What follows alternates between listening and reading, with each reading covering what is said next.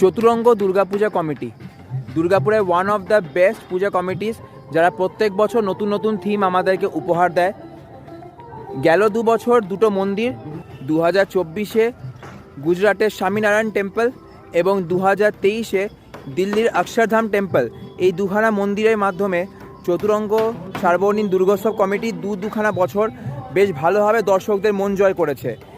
এর আগের ভিডিওতে তোমাদেরকে আমি জানিয়েছিলাম যে চতুরঙ্গ সার্বজনীন দুর্গোৎসব কমিটি বাংলার প্রত্যেকটা মৃৎশিল্পকে এবছর মণ্ডপের মধ্যে ফুটিয়ে তুলবে, বাট ওটা কিন্তু অ্যাকচুয়াল থিম ছিল না।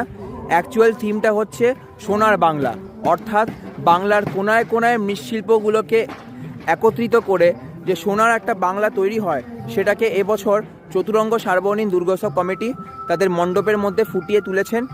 মণ্ডপে এন্ট্রি এবং এক্সিটের জন্য দুখানা দেখতে পাচ্ছ এরকম বড় বড় স্লোপ আছে এবং গেটগুলো খুব চওড়া রয়েছে। এখান থেকে আমরা প্রবেশ করব।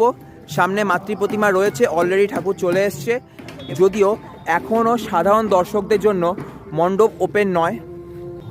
আমাদের বাংলার মুখ্যমন্ত্রী মাননীয়া শ্রীমতী মমতা বন্দ্যোপাধ্যায় 21 তারিখ মহালয়ার দিন ভার্চুয়াল উদ্বোধন করে দিয়েছেন, কিন্তু সাধারণ দর্শকদের জন্য এই মণ্ডপটা 26 তারিখ অর্থাৎ চতুর্থীর দিন উদ্বোধন হবে।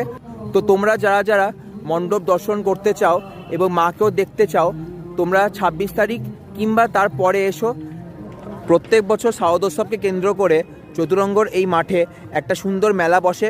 এই বছরও সেই মেলাটা হচ্ছে, তার কোনো ব্যতিক্রম নেই।